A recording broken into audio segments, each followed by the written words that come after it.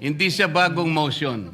Kasasabi ko lang po, May 11, minove ko na po ito. Madam Sino po President, magsasabi na bagong motion? point of order. Ad hominem. Sinasabi ko lamang po, Hindi, ang sinasabi Madam ko lang, President, kanina ko po sinasabi. Hindi po tama yun. Section Sasabihin yung kasama 136. niya Pwede po ay ba? walang Session is kinalaman, suspended. Pwede po walang bang alam sa pagbigyan batas. Senator Madam Rodante President. Marcoleta. Thank you, Madam And then we President. hear Senator Risa Ontiveros. Thank you, Napakasimpel Madam po ng President. problema Erwin natin, Tulfo. Madam President. Yes, The proceed. Senate President invoked Section 136, Paragraph 2. Kung babasahin po natin ito, Madam President, napakasimple lang. Ito pong Section 136, Paragraph 2, is a special provision in precisely amending our rules. In Section 24 po, this is a general rule. Kung mapapansin po ninyo, it presupposes that it will take up all the bills referred to that committee. General po yung function niya. 136, second paragraph, is a special provision.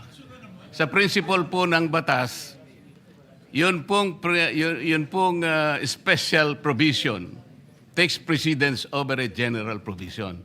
Yun lang po, basahin po ninyo. Hindi nga po, it will not even take one day because this is not a new motion.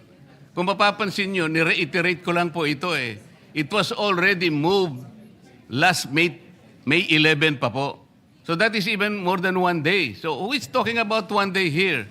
Ang pinag-uusapan po natin, unless we respect Section 136, ang linaw-linaw po, it talks about the rules may also be amended. Diretso po ito eh.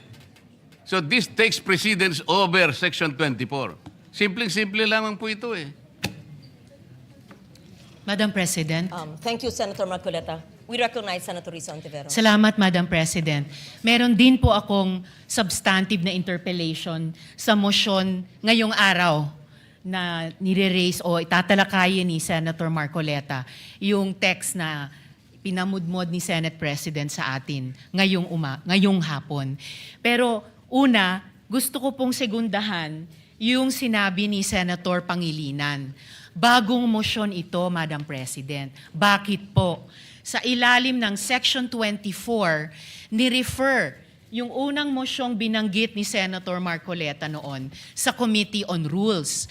Ngayon kung sasabihin na ibinalik yung mosyong iyon, yung unang mosyon ni Senator Marcoleta sa plenary, sino ang gumawa nun? Dapat ang Committee on Rules. Na-initiate na po ang prosesong iyon alinsunod sa Section 24. Hindi pa nga po nako-constitute ang Committee on Rules. Wala pa nga pong minority contingent sa Committee on Rules. So wala pang body na pwedeng ibalik yung unang mosyon ni Senator Marcoleta sa plenary.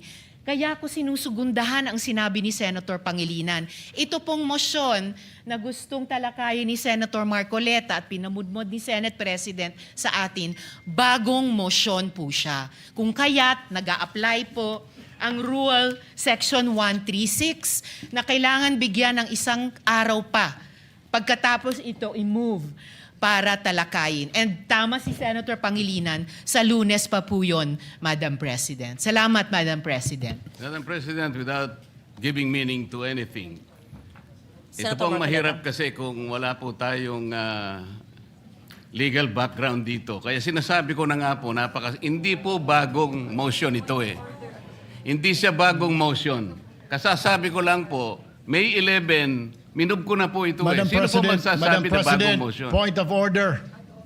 Ad hominem. Sinasabi ko lamang po, Hindi, ang sinasabi Madam ko lang, President, kanina ko po sinasabi. Hindi po tama yun. Section Sasabihin yung kasama 136. niya Pwede po ay ba? walang Session is kinalaman, suspended. Pwede po walang bang alam sa pagbigyan batas.